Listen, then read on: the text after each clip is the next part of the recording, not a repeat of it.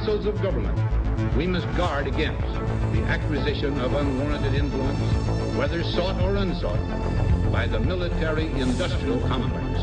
In Dallas, Texas, 3 shots were fired at President Kennedy's motorcade in downtown Dallas. The first reports say that President Kennedy has been seriously wounded by this shooting. It is a big idea, a new world order. It was almost as if it were a planned implosion. It just pancaked. Either you are with us or you are with the terrorists.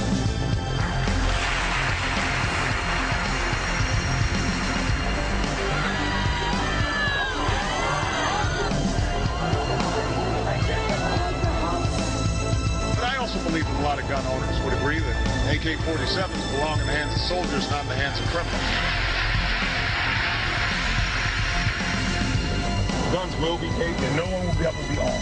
We will take all weapons. For many of the police and guard troops, it is an uncomfortable job to do this in an American city. Global governance at last. Is it one world? The central bankers in charge. But aren't we all just living and dying for what the central banks do? As for me, give me liberty or give me death!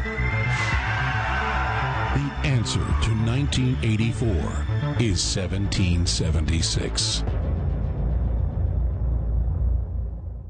Ladies and gentlemen, welcome to the InfoWars Nightly News. I'm your host, Aaron Dykes, on this Wednesday, January 2nd, 2013. Tonight on the InfoWars Nightly News, police call in to warn of martial law in 2013. Then, the Senate passed deal means higher taxes for you and your family. And graphic video footage shows Syrian rebels torturing their prisoners. All that and more coming up on the InfoWars Nightly News.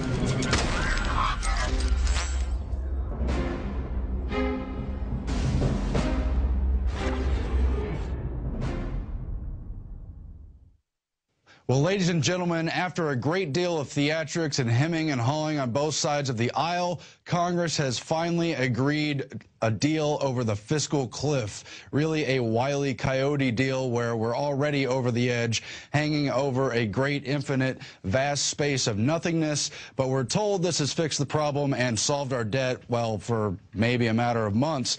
Meanwhile, the whole system is, of course, broken.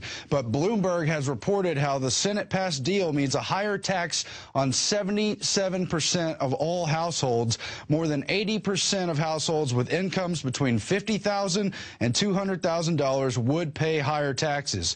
That's because a 2% payroll tax enacted during the economic slowdown is being allowed to expire as of yesterday, and that again means that 77.1% of U.S. households will see a rise in the taxes. So that's just some of the deal to come after the supposed economic fix.